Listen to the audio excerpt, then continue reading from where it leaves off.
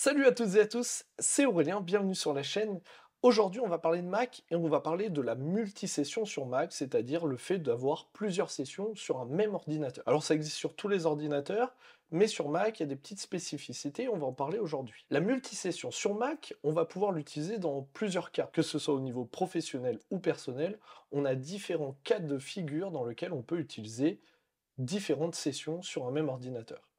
Dans mon cas, par exemple, j'ai une session pro et une session perso sur le même Mac. Ça me permet vraiment de différencier, de couper en fait mes activités sur mon ordinateur en deux. Ça me permet aussi de diffuser facilement du contenu à mes élèves sur ma session pro sans interférer avec mes données perso, que ce soit mes photos de vacances, des créations que je fais personnellement ou encore mes vidéos YouTube.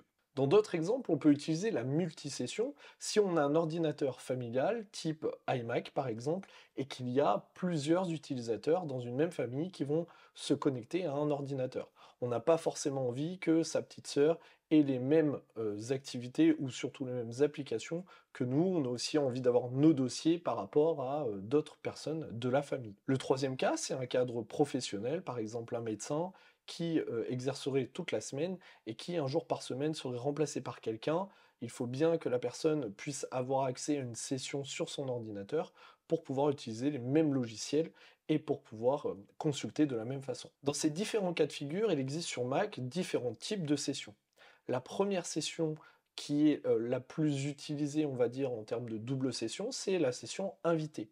À quoi est-ce qu'elle correspond, la session invitée? C'est une session dans laquelle vous allez retrouver l'ensemble des logiciels qui sont installés par un administrateur, parce qu'il en faut toujours un sur un ordinateur, c'est-à-dire une session suprême, en fait, le grand chef de l'ordinateur. Et dans cette session invitée, lorsque vous allez vous connecter, vous allez pouvoir faire toutes les activités que vous voulez. Vous n'aurez pas accès au dossier, bien sûr, de l'administrateur. Vous aurez accès à certaines applications. Vous ne pourrez pas télécharger d'autres applications sans le mot de passe et l'utilisateur de la session administrateur, tout simplement. Et par contre, lorsque vous allez vous déconnecter de cette session, c'est fini. Tout est effacé, tout est remis à zéro pour un prochain invité. C'est la session basique lorsqu'on va par exemple dans un magasin et qu'on a différentes sessions, c'est généralement des sessions invitées. Ok, tout ce qui va être fait en fait sera oublié par la suite. La deuxième session, c'est la session dite standard. C'est celle qu'on va utiliser lorsqu'on veut que quelqu'un ait une session propre, mais que pour toute installation de logiciel, que ça passe par internet ou par l'Apple Store, on va avoir besoin encore de l'administrateur. C'est génial si par exemple vous avez des enfants et que vous voulez qu'ils aient une session à eux, mais par contre si jamais il y a besoin d'installer des applications, ça passera par votre autorité suprême avec votre mot de passe et votre nom d'utilisateur. Et enfin la dernière session, c'est la session administrateur. Par exemple moi, dans mon cas précis, j'ai utilisé deux sessions administrateurs. Ça me donne tous les droits sur l'ordinateur, que je sois sur ma session pro ou ma session perso. Et ce qui est très important, c'est que pour que ces deux sessions fonctionnent et soient interconnectées, bah, il faut des noyaux. Les noyaux, ça peut passer par tout simplement les dossiers partagés locaux qu'il va y avoir sur l'ordinateur de manière générale, et vous allez pouvoir mettre des fichiers dans ces dossiers partagés qui vont être accessibles par différentes sessions. Ce que j'utilise moi, c'est plutôt une deuxième option, c'est iCloud Drive. iCloud Drive, c'est mon dossier global, mon gros noyau, dans lequel je vais mettre l'ensemble de mes documents, du pro ou du perso, et en fonction de la session sur laquelle je suis, je vais aller piocher soit sur du perso, soit sur du pro. Quand je suis sur ma session pro, l'ensemble de mes documents pro sont téléchargés déjà sur ma session pro, donc quand je fais des modifications, ça part dans le cloud, je retélécharge sur mon ordi et ça me fait mes modifications comme ça. Et quand je suis dans le perso, ben, ça fait la même chose. Je peux aller chercher un document, mes factures, hop, je reviens, je modifie mes factures, ça repart dans le cloud, et je sais que je pourrai avoir accès à l'ensemble de ces documents, peu importe la session sur laquelle je suis. C'est vraiment ce que je vous conseille si vous voulez partager littéralement votre ordinateur en deux. C'est d'avoir une session administrateur pro, une session administrateur perso, et ensuite d'utiliser iCloud Drive ou les dossiers partagés de manière générale pour partager et interconnecter les deux sessions. Les quelques soucis qu'on peut rencontrer en termes d'interconnexion, c'est qu'il va y avoir certains logiciels qu'il faut réinstaller sur les deux sessions. Je donne un exemple concret. Si je crée un document texte sur ma session perso par exemple, je vais utiliser une police d'écriture que j'ai téléchargée sur Internet. Cette police d'écriture a été installée dans le livre de police de ma session perso. Une fois que je vais dans ma session pro et que je décide d'ouvrir mon document via avec le Drive, ce qui va se passer, c'est qu'il va y avoir un conflit. Il ne va pas reconnaître la police et donc il va mettre une police lambda. Il faudrait donc que je prenne la police sur Internet, que je la télécharge et que je l'installe sur le livre de police de ma session pro. Est-ce que vous avez compris?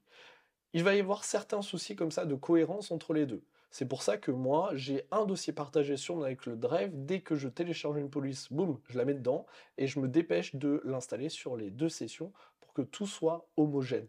À partir du moment où je ne le fais pas, où il y a un oubli, et ben, ça crée des conflits entre différents documents. Deuxième chose importante, si par exemple vous avez des logiciels payants que vous installez sur une session et qui sont des logiciels qui fonctionnent avec une utilisation, une licence, un ordinateur, et ben le logiciel va croire que vous voulez installer le logiciel sur deux ordinateurs distincts, alors que c'est tout simplement deux sessions, et il va falloir faire attention à ça parce que lorsque vous allez vouloir l'ouvrir sur votre autre session, vous ne pourrez pas le faire car il faudra changer la localisation en fait de la session. Ça m'est arrivé par exemple de télécharger un logiciel sur la session perso, de vouloir l'utiliser de, vou- de vouloir l'utiliser sur ma session pro et de devoir dire au logiciel, ben c'est toujours moi, sauf que je suis sur une session, une autre session, mais c'est toujours mon adresse mail, mon mot de passe, tu le vois bien.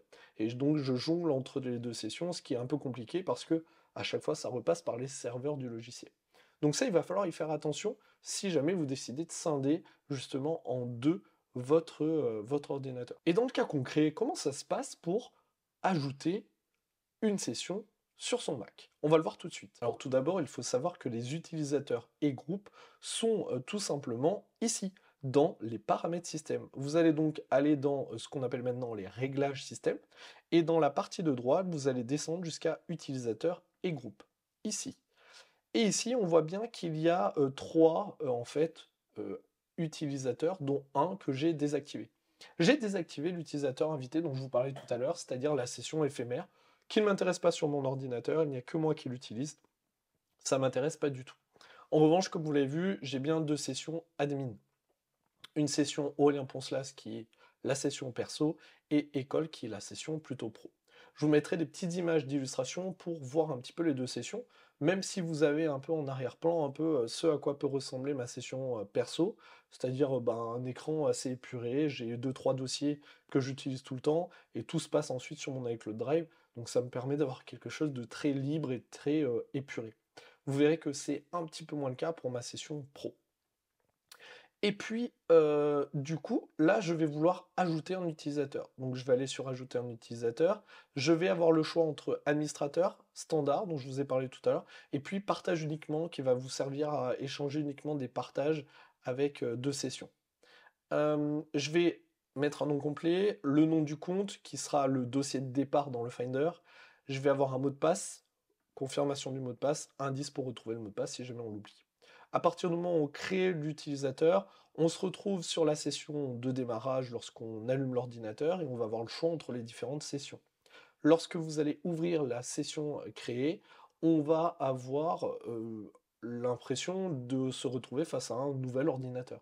On a tout le paramétrage avec Siri, on a tout le paramétrage avec le compte Apple, okay, donc avec l'Apple ID, le mot de passe. On va avoir toutes les caractéristiques en termes d'analyse de données, ce qu'on veut partager nos données, partager l'audio de Siri, est-ce qu'on veut aussi un thème sombre, un thème clair, etc. Tous ces paramètres de base sont pour le nouvel utilisateur au début de sa session. Et à partir de là, il se retrouve avec un ordinateur qui est presque neuf. En standard, il va avoir besoin de votre accord pour télécharger de nouvelles applications. En administrateur, il fait ce qu'il veut, il est aussi administrateur de l'ordinateur. Ça veut dire aussi qu'il a le droit et il a la possibilité de changer certains mots de passe. Donc il faut faire attention à ça lorsque vous créez une session administrateur. Parce que la session administrateur, c'est le tout-puissant. Il peut tout faire sur l'ordinateur. Voilà un petit peu pour le gros en fait de la multisession. Si jamais ça vous intéresse plus précisément comment régler, comment paramétrer de la multisession, comment paramétrer certaines choses pour certains usages, n'hésitez pas à me le dire en commentaire, je me ferai une joie de faire une vidéo là-dessus. J'espère que cette vidéo vous a plu. N'hésitez pas à me dire si vous aussi vous utilisez plusieurs sessions sur votre ordinateur, de quelle façon vous les utilisez. Et puis on se dit à bientôt pour de nouvelles vidéos. N'hésitez pas à vous abonner, n'hésitez pas à suivre la chaîne si ça vous plaît, si le contenu vous plaît.